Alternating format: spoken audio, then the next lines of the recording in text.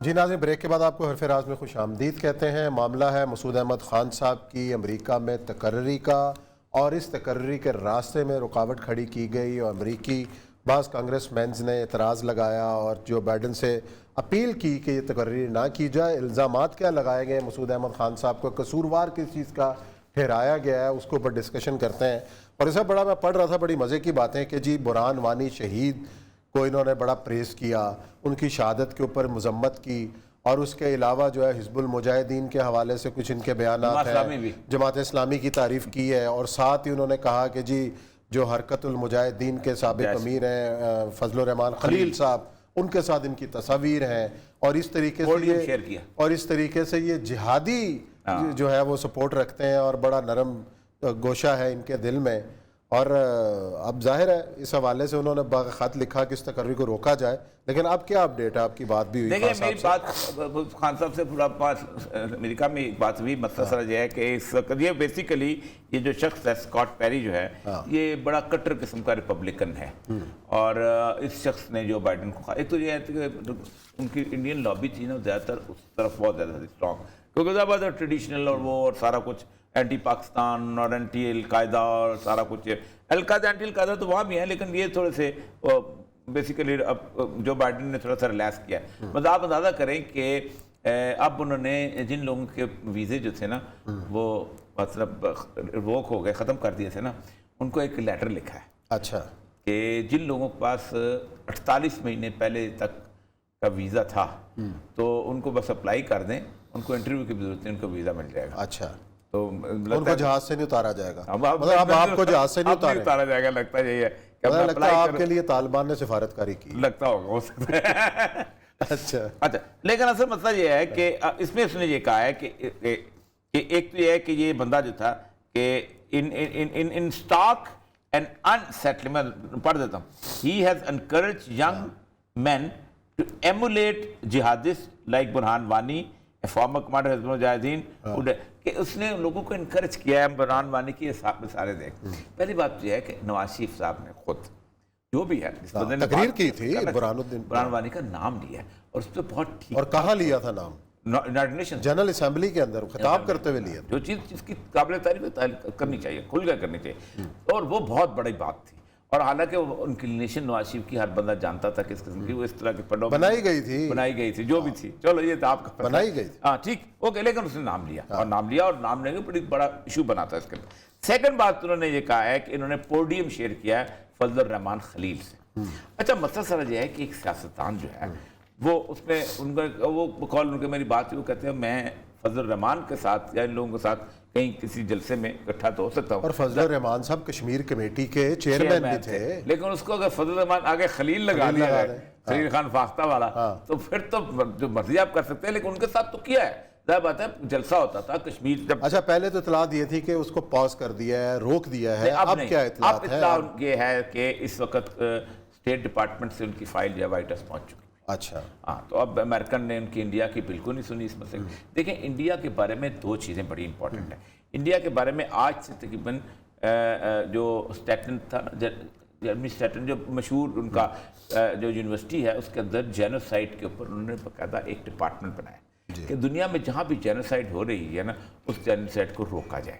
تو اس نے اور کچھ کانگریس مین نے ایک لیٹر لکھا ہے کانگریس میں، انڈیا جو ہے اس وقت at the verge of genocide چکا ہوا ہے، اور انڈیا میں آپ کو بتا رہے ہیں انڈیا کے اس وقت as well as the bad press is concern بہت برے دن آئے ہوئے ہیں۔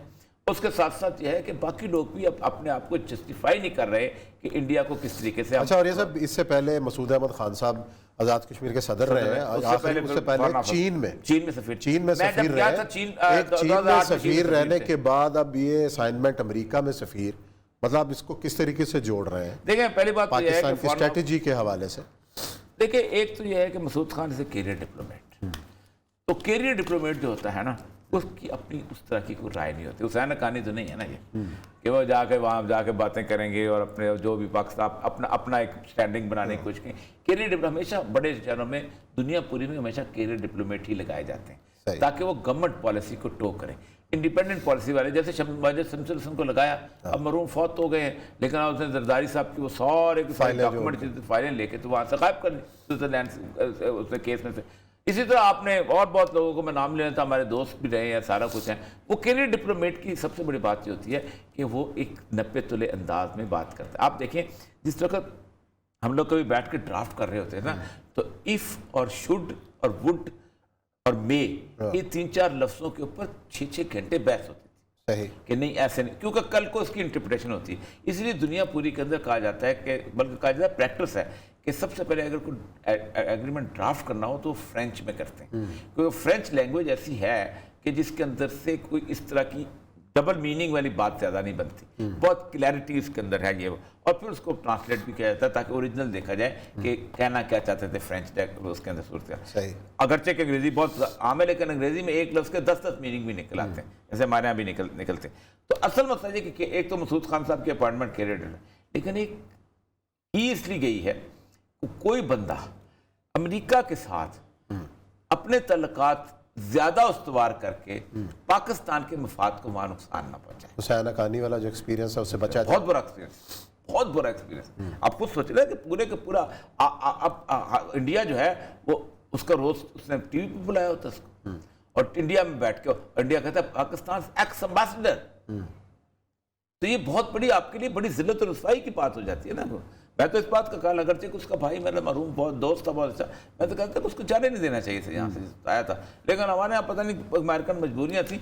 असल मसूद खान की अपॉइंटमेंट बहुत ठीक, बहुत अच्छी है, चीन को भी समझता है, कैरियर डिप्लोमेट भी है, और अमेरिका भी, यूएन में भी रहे, यूएन में भी मुस्तकिल कि सबसे पहले अगर कोई एग्रीमेंट ड्राफ्ट करना हो तो फ्रेंच में करते हैं, क्योंकि फ्रेंच लैंग्वेज ऐसी है कि जिसके अंदर से कोई इस तरह की डबल मीनिंग वाली बात ज़्यादा नहीं बनती, बहुत क्लैरिटी इसके अंदर है ये।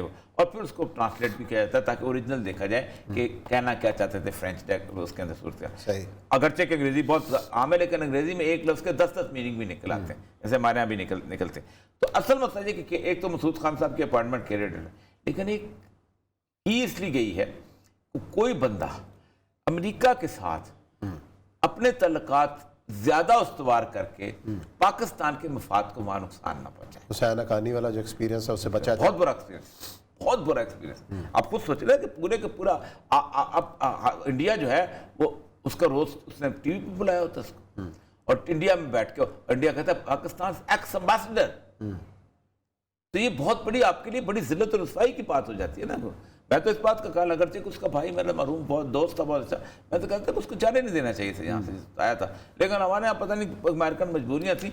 असल मसूद खान की अपॉइंटमेंट बहुत ठीक, बहुत अच्छी है, चीन को भी समझता है, कैरियर डिप्लोमेट भी है, और अमेरिका भी, यूएन में भी रहे, यूएन में भी मुस्तकिल। चलें जी नाज़रीन, प्रोग्राम का वक्त यहाँ पे ख़त्म होता है। कल इंशाल्लाह फिर मुलाकात करेंगे कुछ नए मौज़ूआत, कुछ नई खबरों के साथ। अपना ख्याल रखें। अल्लाह।